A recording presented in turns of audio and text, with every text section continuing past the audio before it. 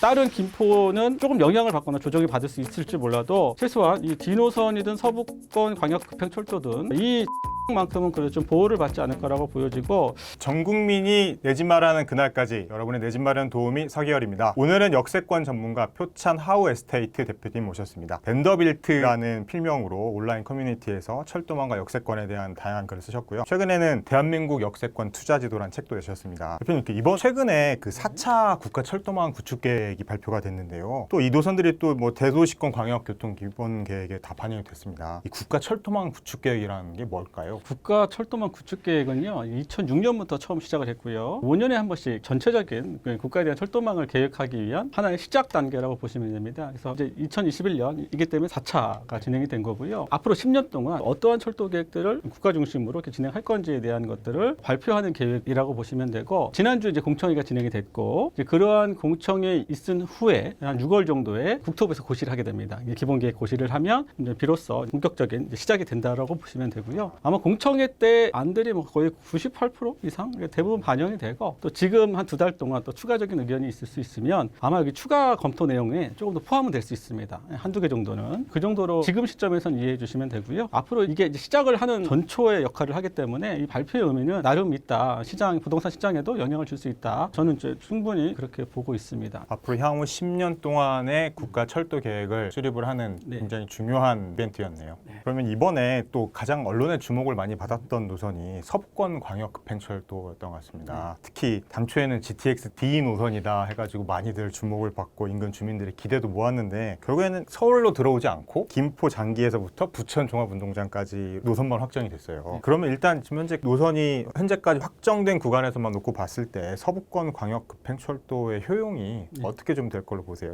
이 노선이 지나는 지역의 집값은 어떤 영향을 좀 미치죠? 부동산 시장은요, 단순하게 노선 계획들의 발표만으로 영향을 미치진 않아요. 원래 그 수도권 공급 대책, 15만 공급 대책을 추가적으로 내려고 했다가 지난해 LH 사태 때문에 이것도 투기에 대한 위험 어떤 그런 것 때문에 발표 못했단 말이에요, 결과적으로. 근데 그러한 것들 하면서 나왔던 게 특히 김포 지역에서는 풍무역 앞쪽에 고촌 지구가 있어요. 상당히 부지가 넓거든요. 그리고 서울 접근성이 상당히 좋고요. 근데 그 부분에 있어서 상당히 많은 그 공급에 대한 부분 때문에 김포가 전체적으로 이제 불안한 거죠. 접근성이 좋은 고촌 지구가 생기면 다른 지구의 어떤 지역의 그 부동산 시장에 대한 영향이 분명히 있을 수 있다라는 부분하고, 그거 외에도요, 그 군데군데 되게 많은 또 여러 개의 어떤 공급 기존에 했던 계획들이 아직도 안 되고 있는 부분들이 있거든요. 그런 것들 다 보면 어떻게 보면은 아무래도 그 지역적인 부분들에 있어서 부동산의 시장적 가격에 대한 한계가 있을 수 있기 때문에, 이게 단순하게 여기 생겨서 GTX D가 다닌다라고 해서 김포 가격이 서울의 강남 가격만큼 갈 수는 없는 현실적인 부분이 있잖아요. 그런 부분을 감안할 때 단순하게 노선만 두고 이 가격에 상당한 영향을 준다라고 보기는 힘들고, 전체적인 김포에 대한 어떤 수요 공급에 대한 문제, 그리고 실제로 김포 도시철도 다니고 있지만 약간 좀 피로감을 느끼거든요. 출퇴근할 때도 좀 불편해서. 이런 피로감에 대한 어떤 교통, 그다음에 이런 부분에 있어서 약간의 아쉬움, 이런 것들이 김포 전체적으로 좀 영향을 줄 수 있고, 중요한 건 어찌됐건 업무 지구가 별로 없는데 비하면 주택 공급수가 상당하기 때문에 그 부분에 대한 어떤 시장에서 반응을 좀 하고 있다라고 저는 생각을 하고요. 아마 예전에 그 과밀역세권역에서 김포가 빠지면서 좀 많이 그때 올랐습니다. 그래서 그 부분에 대한 좀 피로감도 있지 않나. 그래서 지금 오히려 시장은 좀 관망세 아니면 약간 가격 조정, 이런 게 김포에서 보여지는 현재 부동산 시장의 특징이라고 보여지고, 다만 그럼에도 장기역이라고 됐잖아요. 그렇죠. 장기역이라고 어떻게 보면 기존에 구례나 뭐 다른 데도 좀 언급이 됐었는데, 한강 중심에 있는 장기역으로 좀 어느 정도 결정을 했다라는 부분은 이게 나중에 바꾸기 쉽지 않아요. 한번 결정이 되면. 그래서 최소한 장기역 주변에 있는 아파트나 이런 주택들, 상가주택이나 이런 것들은 쉽게 말하면 보호막을 쳐준 게 아닌가. 최소한 하방 경직성을 좀 가질 그렇죠. 수 있게. 다른 김포는 조금 영향을 받거나 조정이 받을 수 있을지 몰라도 최소한 이 D노선이든 서부권 광역급행철도든 이 장기역만큼은 그래도 좀 보호를 받지 않을 거라고 보여지고, GTX도 결국 역세권이거든요. 역세권이기 때문에 도보권이 좋은 거예요. 거기서 말 그대로 차를 타고 장기역 가서 GTX 타고 간다 그러면 또 다른 대안을 검토할 수 있기 때문에, 그런 장기역 주변에 있어서는 우리가 계속 이 방송을 보시는 분들이 관심을 갖고 그 주변에 계시는 분이 지금 별 차이가 없다 그러면 저는 조금 더 말 그대로 역 주변으로 도보권 중심으로 갖고 가시는 게 훨씬 더 좀 장기적 관점에서 좀 필요해 보인다. 장기적 관점에서 장기역 주변을 한번 보자. 예, 그런 거 하고요. 그다음에 부천 쪽은 그 이제 중간에 이제 검단 신도시가 또 예정되어 있고, 그다음에 뭐 당초에 그 인천 계양역 중심으로 또 이제 검토가 되어 있었고요. 그다음에 이제 부천 이제 종합운동장역입니다. 여기는 전체적으로 부천시가 교통의 가장 노른자, 가장 핵심을 종합운동장으로 보고 있다. 그렇게 보시면 어떤 판단이 좀 더 쉬울 수 있고요. 종합운동장 주변을 보면 운동장이 있죠. 그리고 주차장이 있고요. 그다음에 그쪽 옆이 중공업 지역입니다. 그리고 또 한쪽을 보면 약간 임야, 야산이 있고요. 또 한쪽은 당아리 마을이라고 뭐 일종 주거 지역들이 지금 모여 있고요. 그다음에 역 주변에는 역세권 개발을 지금 진행하고 있다라고 보시면 돼요. 그게 부천 종합운동장의 모습이고요. 그 주차장과 이런 운동장 이게 다 부천시 소유의 아마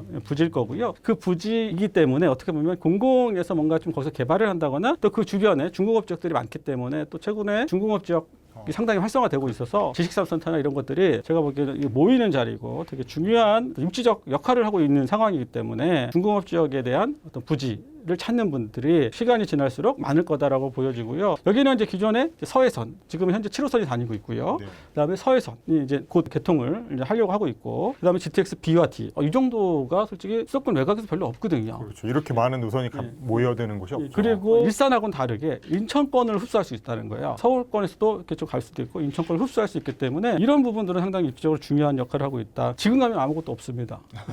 가보시면 차밖에 없어요. 근데 지금 아무것도 없다는 얘기가 결국에는 나중에 공공주도로 뭔가 개발할 수 있는 가능성이 높고 또 말씀하신 것처럼 준공업 지역의 개발 가능성도 굉장히 높기 때문에 오히려 앞으로 이쪽이 더 좋아질 수도 있다. 예, 여기는 개발 가능성이 상당히 높은 곳입니다. 다른 데는 다 밀집되어 있고 다 지금 눌러져 있어요. 개발할 공간이 없지만 여기는 개발할 여력이 되게 많은 그런 지역이기 때문에 지금 가서 실망하지 마시고요. 제가 보기에는 이것도 조금 미래를 보시면서 접근하시면 좋겠다. 그리고 저는 가능성을 높게 보고 있습니다. 그래서 여러분들이 서부권이라고 저는 이렇게 이게 나중에 지선적으로 이렇게 끝나지는 않을 거다. 그래서 조금 더 희망을 가지고 접근하셨으면 좋겠습니다. 이렇게 노선이 결정된 이유가 좀 배경이 있을까요? 일단은 저는 발표가 된 이후에 김포나 뭐 부천, 이쪽 인천 거기에 계시는 주민들이 상당히 많은 불만, 그리고 또 지역에 계신 정치민들이나 다른 이런 행정 쪽에서도 상당한 불만을 냈고요. 또 인천 쪽도 마찬가지입니다. 근데 제가 보기엔 너무 이렇게 조금 급하게 가실 필요는 없고요. 다만 우리가 지난 GTX A나 B 노선, C 노선을 보면 이게 2차 때, 3차 때 이제 발표가 됐고 그 이후에 본격적으로 진행됐다는 걸 감안하면요. 우리가 이건 좀 시간이 필요한 거다. 시간이 필요한 사업이고 저는 GTX D 노선, 이 서부권 급행철도가 이렇게 짧은 구간에서 끝나지는 않을 거라고 보여집니다. 왜냐하면 이게 노선에 대한 게 어떻게 보면 지금 시대적 소명이기 때문에 이런 흐름을 벗어나지는 않을 거라고 보여지고요. 그리고 내년에 또 총선과 뭐 지방선거, 대선 이런 것들이 남아 있기 때문에 충분히 그런 상황에서 이런 지역에 대한 염원 이런 것들이 충분히 반영이 될 거라고 보여지기 때문에 저는 솔직히 개인적으로 크게 걱정하지 않고요. 저는